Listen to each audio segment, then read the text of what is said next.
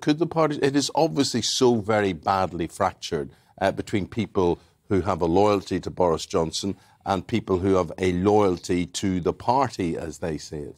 Well, the answer is yes, but there's also a no to it. And what do I mean by that? I mean that when Margaret Thatcher went, yes, the party had a mechanism and it found John Major. Now, I got in 1992 when it was John Major, and he won that election, and nobody thought he would, but he did. But you know what? The party was utterly divided.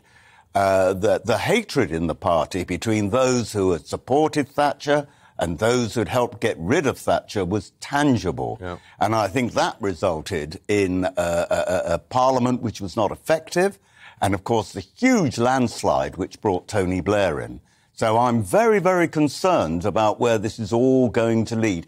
But can we find a successor if Boris decides to go? Yes, of course, because there are mechanisms to do that. Well, we've just heard resignation number 53 now. James Cartledge, as Courts Minister, he says, I feel duty-bound to remain in post because of the very challenging situation in the Crown Court, but it's clearly impossible to continue. Michael, is it possible to continue? What do you think should happen today?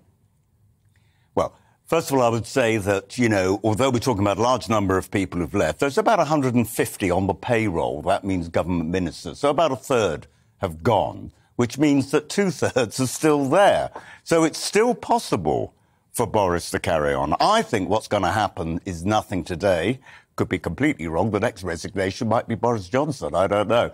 But I don't think today is the issue. So at 8:41 last night on my phone, I got the message that the elections will be on the Monday, as has been reported, for various officers. Now, they've got to get... This is the 1922. This is a 1922 committee, and then they've got to decide how they change the rules.